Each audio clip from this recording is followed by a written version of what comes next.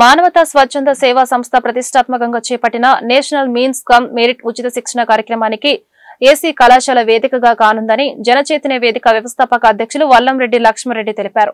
ఈ సందర్భంగా ఆయన మాట్లాడుతూ 1842లో హైస్కూల్ గా ప్రారంభమైన విద్యా సంస్థ 1885లో కళాశాలకు రూపాంతరం చెంది లక్షలాది విద్యార్థులకు ఉన్నత విద్యను అందించి ఎందరినో మహానుభావులుగా తీర్చిదిద్దిన ఏసీ కళాశాల నేడు ప్రభుత్వ పాఠశాలల్లో 8వ తరగతి చదువుతున్న ప్రతిభ గల పేద విద్యార్థులకు శిక్షణ కేంద్రంగా మారడం అభినందనీయమన్నారు. నవంబర్ నెలాఖరు వరకు ప్రతి ఆదివారం 30 మంది శిక్షణ బోధకులతో పాటు అనేక సామాజిక, ఆర్థిక, ఆరోగ్య, సాంస్కృతిక విశేషాలతో చైతన్యవంతమైన ఉపన్యాసాలను నిష్ణితులైన మేధావులతో ఇప్పిస్తామని తెలిపారు. ఏసీ కళాశాల సమావేశ మందిరాన్ని 14 వారాల పాటు ఎన్ఎంఎంఎస్ శిక్షణ తరగతుల నిర్వహణకు ఉచితంగా అందజేసినందుకు ఏసీ కళాశాల యాజమాన్యానికి కృతజ్ఞతలు తెలిపారు.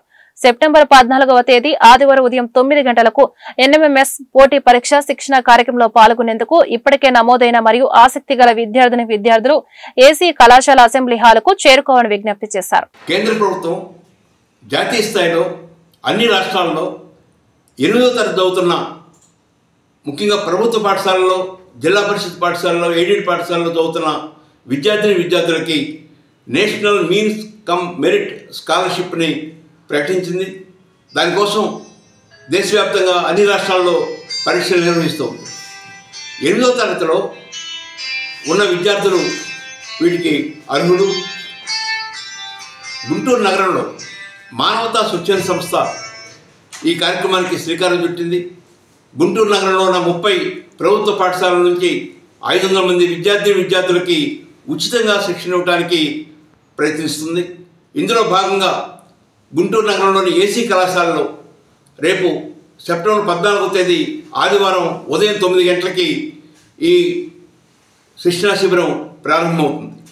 ఆ కళాశాల ప్రిన్సిపాల్ డాక్టర్ కె మోజెస్ గారు 14 ఆదివారాల పాటు ఆ ఏసీ కళాశాలలో ఉన్న ప్రార్థనా మందిరాన్ని ఉచితంగా ఇవ్వడానికి అంగీకరించారు.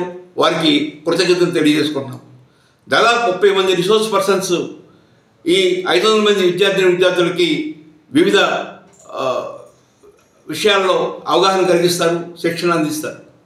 వీటితో పాటు ప్రతి ఆదివారం సామాజిక, రాజకీయ, ఆర్థిక, సాంస్కృతిక, వైద్యపరమైన అనేక విషయాలని నిష్ణాతులైన ప్రొఫెసర్సు, నిష్ణాతులైన మేధావులు ఉపన్యాసాలు అందించి విద్యార్థుల్ని చైతన్యవంతం చేయడానికి కృషి చేస్తారు.